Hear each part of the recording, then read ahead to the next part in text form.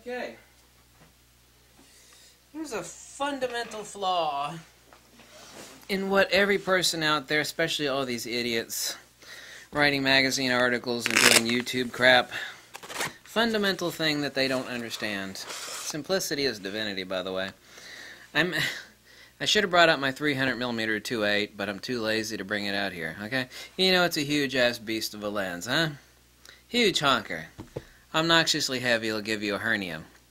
Now that lens has absolutely incredible rendition. It is a low element count prime lens, but so is this one. This is also a 300mm lens.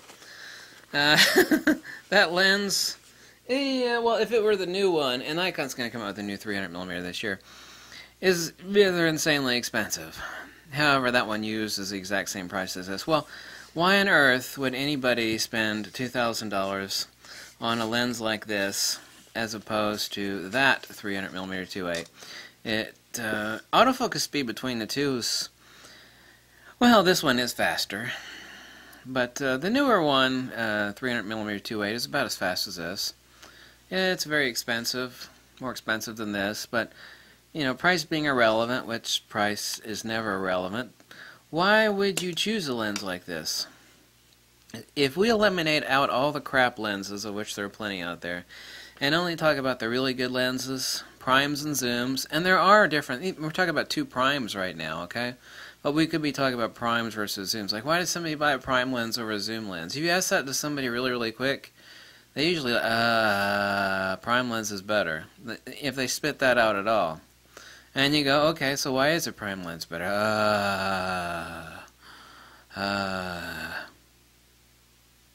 Exactly. Necessity is the mother of invention, right? Simplicity is a divinity.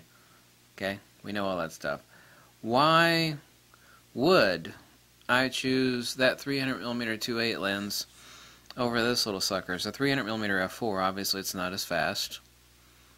Well, it's smaller. It's easier to pack around. Right. Now, those are a couple of reasons why, aren't they? People see contradictions in the stuff that I say that are not contradictions at all. Sometimes I state to me what is the bloody obvious, that other people, it just confounds them. And what confounds them is that I'm talking about the rendition versus getting the image. Ultimately, you know, if it comes down to getting the image or not getting it, you're probably going to choose getting it, aren't you? Yeah. Usually the case. Yeah. Everything in life is a trade-off, right? Isn't everything in life the trade-off? Yeah. Pretty sure it is. Which would you rather have? I love watching these gold mining shows. Would you rather 100,000 ounces of gold underneath your own land? Okay, 100 feet down? Or would you rather have 1,000 ounces of gold in your hands? 100,000 ounces versus 1,000. Well, it turns out I love watching these gold mining shows. They're very funny, too. You know, it takes like hundreds of thousands of dollars of diesel and millions of dollars of excavating equipment, blood, sweat, and tears to reach that gold. And, you know, the old saying, bird in the hand's worth two in the bush? You know that old saying? You have to make a choice between the rendition. Some people don't have that choice. Like, I just use what I got. Well, I understand that too, but I'm not making a contradiction. You say praising this lens. People say, how could you praise that lens, a 300mm f4? I have said this lens is overpriced. Everybody I know that I've even talked to about this lens, I mean, Steve Perry, I recently talked to him, and I was joking to him. I was like, yeah, I finally got the lens. It's overpriced. He's like, yeah, I agree. You're right. It is overpriced. It's ridiculous. I don't think he used the word ridiculous, but that's basically what This lens is overpriced. It's a boutique lens. Boutique. Means there are a limited number of buyers for it. There are. I mean, it's obnoxiously expensive. Phrase Fresnel. That's just one example, but I'm comparing two prime lenses. You have to make a choice between getting the shot or the rendition. Now, if you're rolling down Easy Street and you're, you know, in the backyard of some church after a wedding ceremony, you have no issue.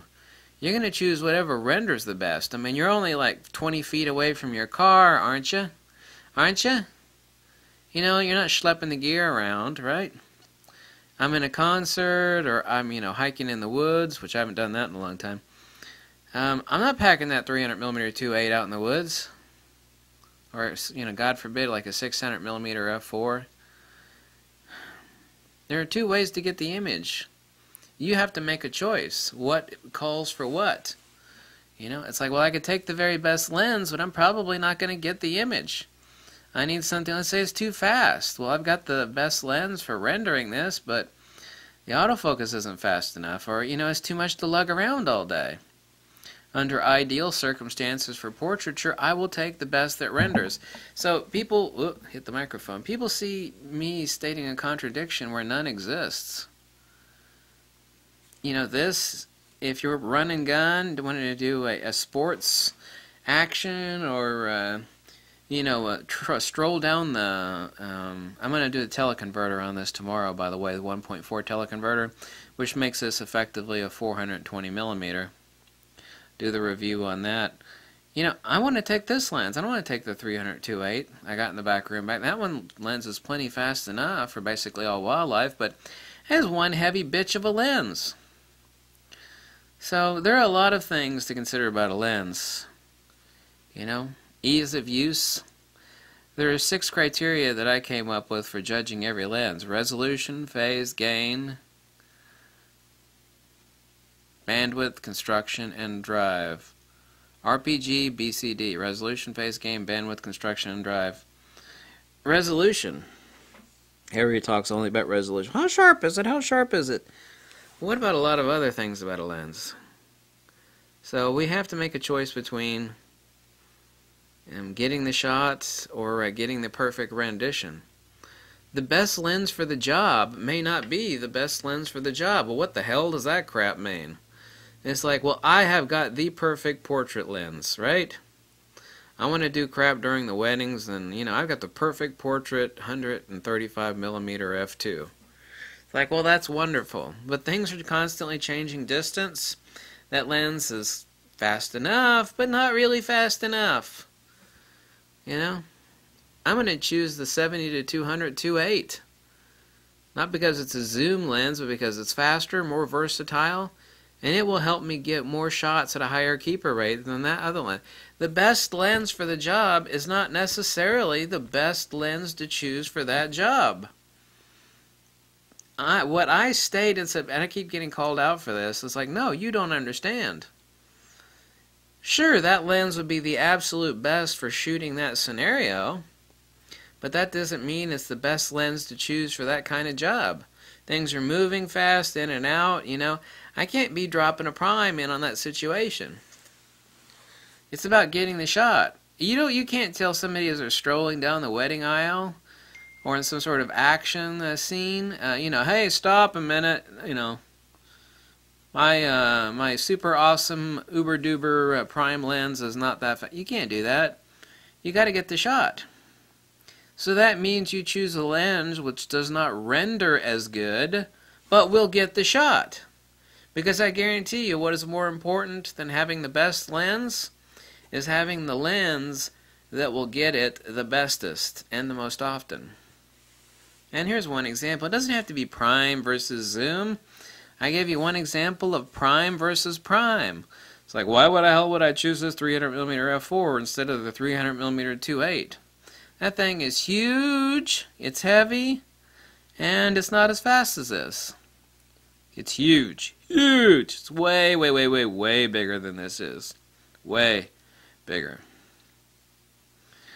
With the advent of much better low noise, high ISO performing cameras like the Nikon D500, pretty much now, when you have really good performing high ISO cameras like the D500, the necessity of being able to shoot in 2.8 so you can get no camera shake really kind of flies out the window. Now you can say, fuck it, This is an f4, it's not an f2.8, but I'm using the Nikon D500, and I can crank that bitch up way the hell up on the ISO dial, and things look pretty clean.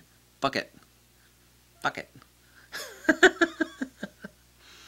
So, when you see me talking about something being the best, that is something that I take into consideration and somebody else that's thinking and using their brain also takes into consideration.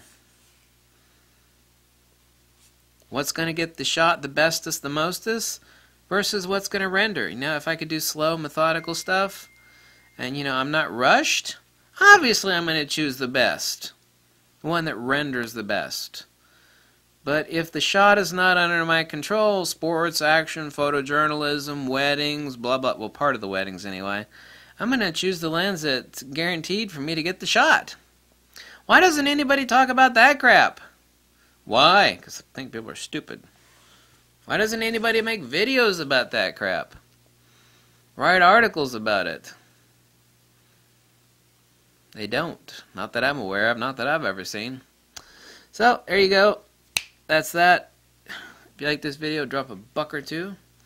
Or some fruit. You know what I miss? I'm such a tightwad. I go to the grocery store. I love lightly salted almonds. I was at the grocery store today, and I was like, damn. Why does it cost $10 for a bag of almonds? I love almonds. I could eat the crap out of them. I literally could live like a caveman. And I could eat salads and fruits and nuts all day long, every day, basically. Pretty much, anyway. Which is very healthy for you. But damn it, salads are expensive. And nuts. Nuts are ridiculous. I love eating black walnuts. Why the hell is food so expensive? Nuts and berries and fruit are expensive. Now, even in my other house where fruit is really, really cheap, damn, still nuts are expensive there. Because they don't really grow nuts down in South Florida. Nuts are from San Francisco and New York. Yeah, I know, it was a joke, right? Thanks for watching. Bye. Ba-dum, ba-dum, bum. Ba-dum, ba-dum, bum. Ba-dum, ba-dum, bum, bum.